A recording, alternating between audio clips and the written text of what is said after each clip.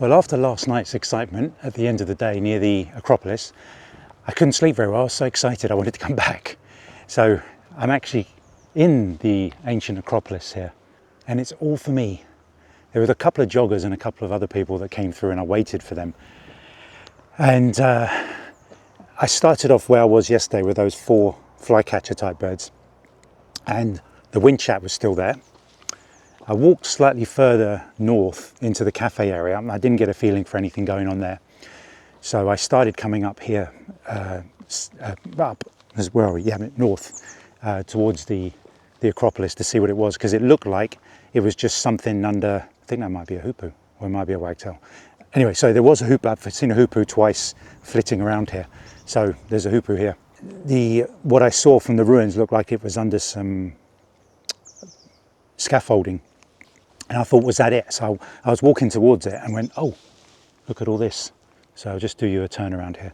There's cats. This is like the resident cat. They love their cats in Rhodes. I'll just say that. Cats everywhere. They put bowls out for them in areas that they don't even own the cat. And everyone stops and strokes a cat. You know, some countries they see them just ignore the feral animals walking around. But no, they're a very catty place here. No stray dogs at all. And I have seen one dog I saw being walked. Hey there. One dog I see being walked had the old, I'm not going to say the word, the dangly bit still attached. All right, mate. Yes.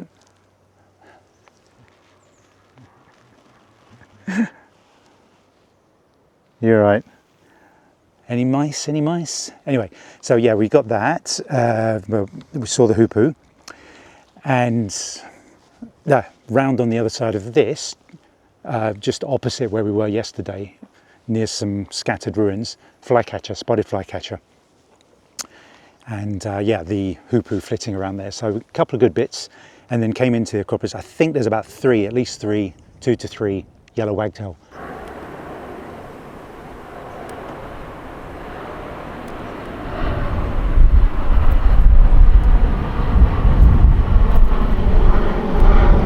And yeah, so about 2-3 yellow wagtail, and Sardinian warbler popped out briefly there. I couldn't get it quick enough.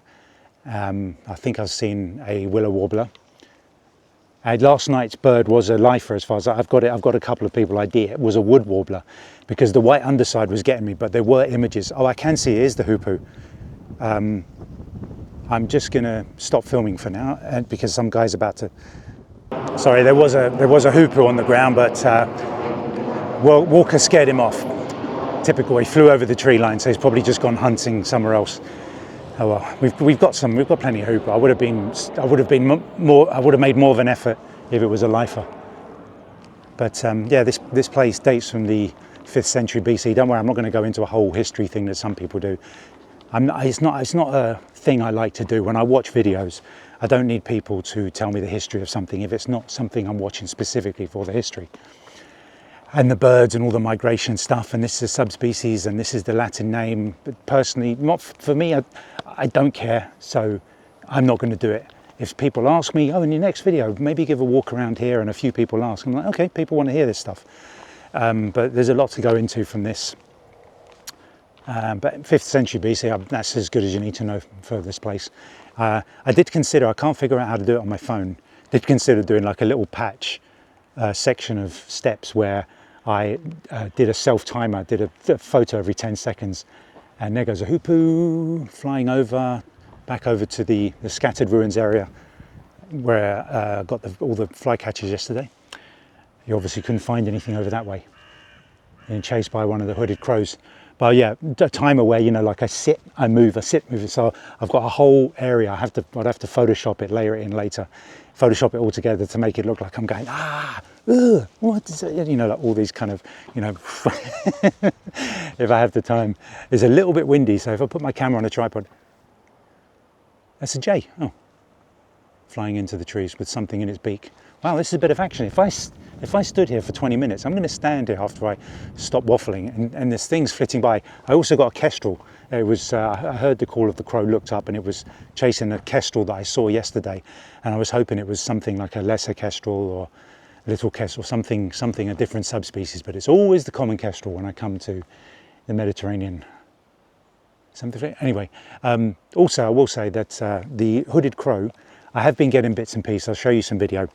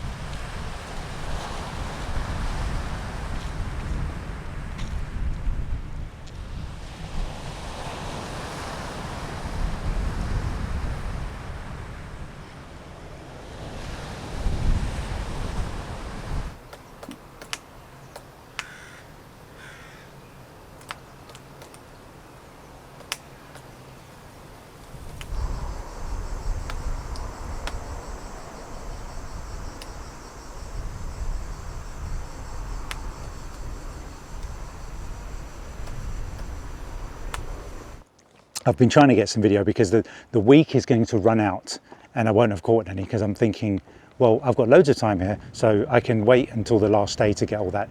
So I have tried to get a few pictures and video, but I've been looking for ones that aren't so scruffy. They're all very, you know, like city birds. City birds are scruff pots. You need a nice healthy looking village or countryside bird. They're like the beaches, like where people are. They're obviously scavengers for bits of food that have been left around. You see them flying around with a chunk of loaf in their mouth and stuff like that in their mouth. I've got to stop calling birds' beaks mouth. It's their mouth. It's a Jay again. He's got his little flight path from in there to over there. Beak, bird's beak. Birds have a beak. Right, okay, we've got some action over there. I'm just gonna get out of here. It looks like a crow's chasing something in the distance.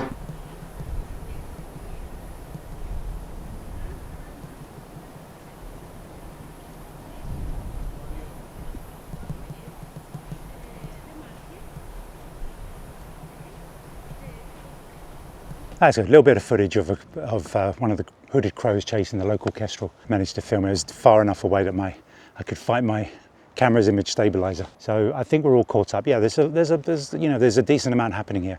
If I'm stuck for places on this side to go to, there's a park where a collared flycatcher which would be a lifer for me, was spotted. I'm going to go to that park for a walk around on a sort of day when the sun's a bit strong, because the trees will cover me.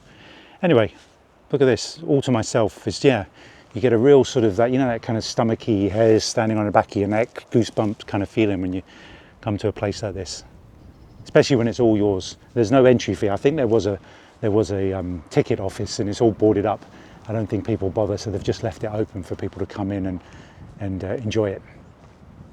Anyway, that's a good little morning. I got up really early. I'm going to head back for some breakfast now. Well, check that scenery out. Rhodes town. A couple of the hooded crows always floating around here. I stopped here yesterday looking to see if there were any small birds floating around in this. Didn't see anything. But that's turkey over there. Not been a turkey yet, as far as I know. Yeah, look at that lovely. Yeah, it's going to be windy for the next couple of days, and to be honest, I've seen the water in the wind when it's windy like this. The waves kick up, and I actually prefer that water. I like sort of like the energy in the water. I like jumping around in the waves, and I'm yet to get my cigar photo. I have to do that on every holiday now. My cigar photo in the waves. Oh, got I think those are those, yeah, some sort of house martins.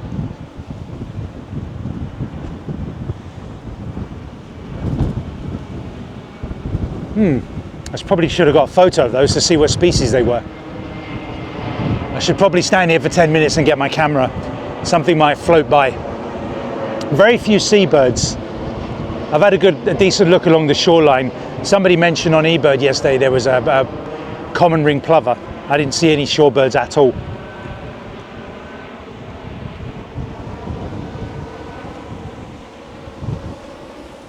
So the stunning Prassanisi beach, we drove all the way to the west side of the island just to make sure we've done it, say we've done it. I wasn't expecting that when I drove over. You really get to see a difference in the the current and the wind, even though everyone's mostly windsurfing on that side. I don't know if that's an agreement or if that's just the state of the wind over there. And then everyone is kite surfing on that side. Much windier, maybe that's why it's better for that sort of thing. Yeah, in another life I would have done that. But you need access to water, lakes, equipment, and some sort of a vehicle to drag all the stuff around. We stopped on the way down here on a beach. We're going to stop on a few more on the way back. And we had a couple of shags on a rock drying off. Well, I should try and film. Yeah, I wasn't going to film it. I said, no, every bird try and film. And then I saw a bird take off. I knew it was a crested lark. And it sort of stopped on a rock where I could film it with the sparkle of the water behind it. So now I'm hoping I saw what I thought was a raptor. Quite dark, not giant, not small. And I'm really hoping it is the Eleonora's falcon. So I'm going to make sure there's nobody behind me. I've got to, like, when you're doing this, if you've done this before, when you're looking for birds and you're driving, you've got to make sure no one's behind you. So every opportunity that someone appears behind you, pull over immediately, let them go, and you can carry on. So I'm going to look out for this Eleonora's falcon. And if you're with someone, your partner, you have to warn them we're going to be stopping a few times because I need to see if I can catch this bird. So fingers crossed it's out there. Come back up to the top of Lindos, where we got the Crag Martin last time, my lifer, to try and get some better pictures. And then we saw a couple of blue rock thrush fly across the road and landed. There were 3 of them at least, 3 males it looked like. So I got some video of them.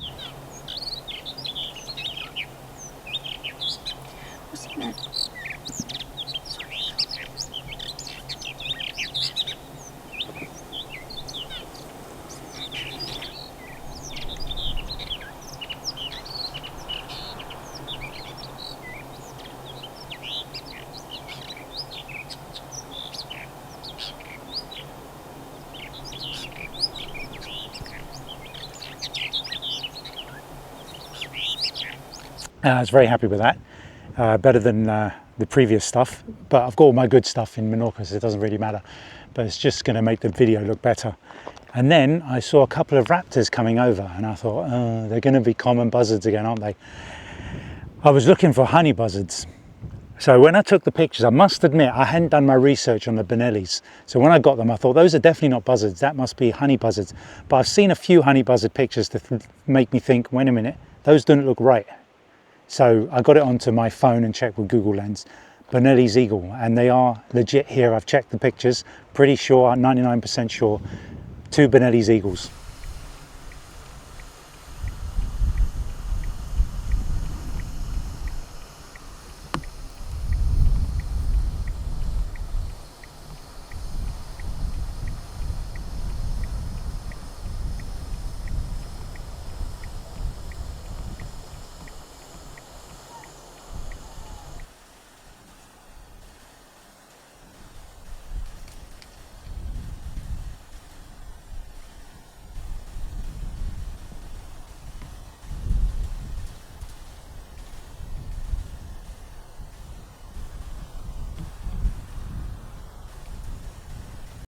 So got a lifer anyway, touch.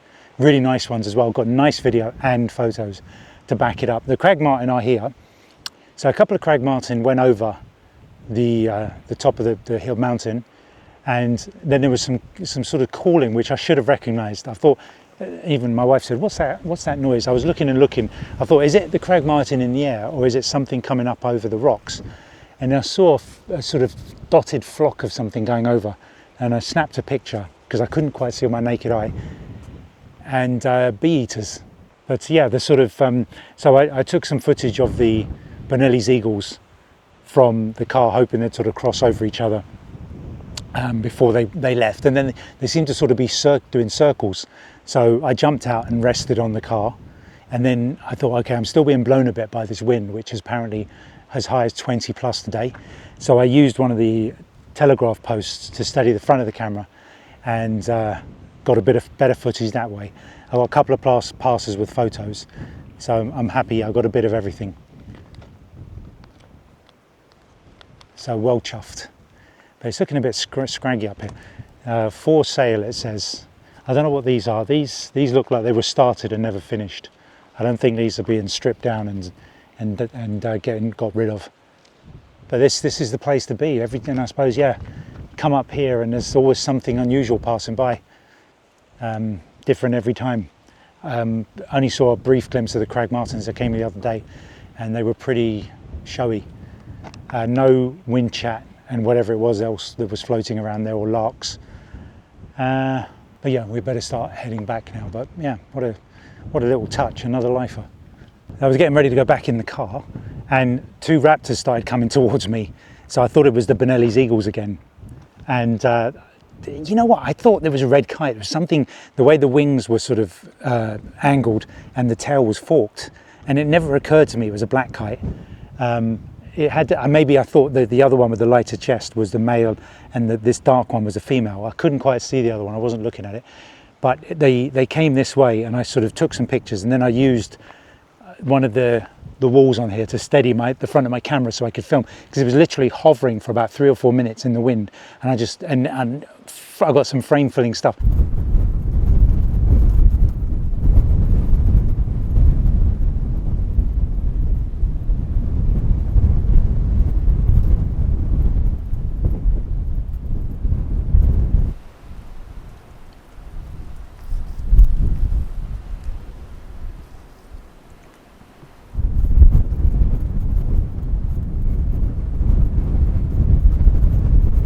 There's a bit where the image stabilizer kicked it out, but I can slice it so that you've got some nice footage to go in there, and if necessary, I filmed it in 60 frames a second.